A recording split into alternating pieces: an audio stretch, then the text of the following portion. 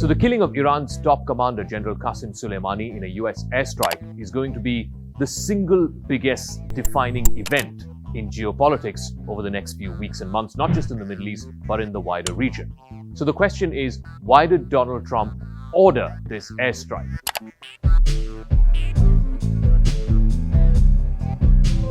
Remember, this was an opportunity that was presented itself to both his predecessors, first Obama and George W. Bush. Both of them did not want to take the risk involved in killing Iran's top commander. But Donald Trump has chosen to do that. Now, why did Trump do what he did? Clearly, Trump has been besieged by the whole impeachment process that began a few months ago. He's been completely closeted in domestically to the pressure from the Democrats in the House, and now as it moves into the trial stage in the Senate, clearly this bolsters Trump's strongman image. This bolsters Trump's national security credentials as he faces a tough re-election. Trump is up for re-election later this year. Trump could have also used the killing of General Soleimani as a convenient diversionary tactic from the impeachment process. It is similar to what Bill Clinton did in the mid-1990s when he too was impeached.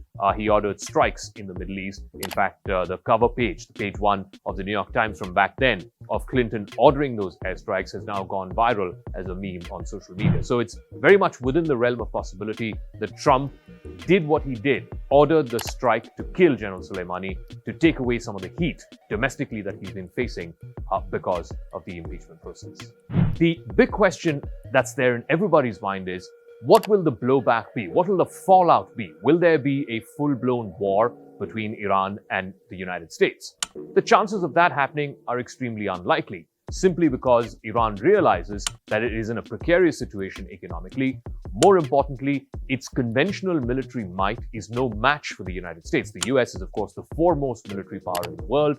Its singular military budget, in fact, simply outsizes and dwarfs the military budgets of all the other countries put together. So Iran realizes that it is no match for the US in a conventional military strike. So what is likely to be the response from Iran? After all, Iran's supreme leader, Ayatollah Ali Khamenei, has in fact vowed brutal revenge.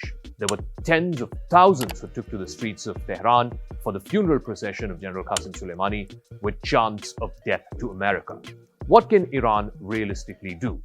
Iran's response is most likely to be regional in nature. It could target American assets or American soldiers even in the wider region, whether it is in Iraq or in Syria or in other parts of the Middle East. Iran also could potentially disrupt global oil supplies. Remember, anywhere between a third to a fifth of all global oil supplies, oil trade in fact, happens to pass through the Straits of HORMUZ. If Iran decides to ratchet up the pressure, then clearly it can block the Straits of Hormuz, and that could have a huge ripple effect on the global trade of oil. Already, you're seeing oil prices rallying upwards. It's gone upwards of 5% just in the last 2 or 3 days since the killing of General Soleimani, and it's expected to further go northwards. The interesting thing is also that where does this leave Iran's nuclear program? Iran, in response to the killing of General Soleimani, has said that all bets are off. It is completely coming out of the remaining clauses of the agreement of what is called the JCPOA, or the Joint Comprehensive Plan of Action. Remember, Donald Trump had pulled America out of the JCPOA in 2018, but Iran was still sticking to some of the commitments, largely because of commitments made to the European partners as well as to the IAEA. Now, Iran has said in the aftermath of General Soleimani's killing that they are free and well within their right to develop how much ever uranium is required and how many ever number of centrifuges are required. What this essentially means is that Iran is probably just weeks away from developing a nuclear weapon. Now, if that were to happen, then clearly it would be counterproductive to Donald Trump's intentions, because Trump even tweeted in all caps that Iran will never get a nuclear weapon. So where does this leave America and its closest ally in the region, Israel? Because if Iran were to indeed procure a nuclear weapon, that would be detrimental to the security of Israel. What this could potentially lead up to is some kind of a military action. If there is ample evidence and indication that the Iranians are just days away from acquiring a nuclear weapon or developing a nuclear weapon, then it could potentially lead to some kind of a military strike on Iranian nuclear installations. The most famous of them happens to be in Mount Fordo, which, given its geography, given its location, is not an easy target to attack. So if there is credible evidence that the Iranians are moving in the direction and are just a stone's throw away from getting a nuclear weapon, then it could potentially lead to more American strikes on Iranian nuclear facilities. But here's the other fallout, and this is something that America will have to consider. Already we've seen the Iraqi parliament vote en masse, asking for all foreign troops, including American troops, to be thrown out of the country. Donald Trump has been seething against it, saying that his army, his country has helped build Iraq since the invasion happened in 2003.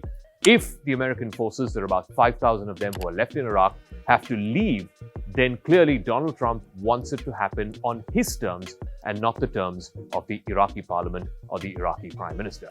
So the real battle, the real direction in which the story will move is twofold. One, how soon or how quickly do the Iranians move in the direction of acquiring a nuclear weapon? And two, what does this mean for the American troops and the American presence indeed, not just in Iraq, but also in the wider Middle East?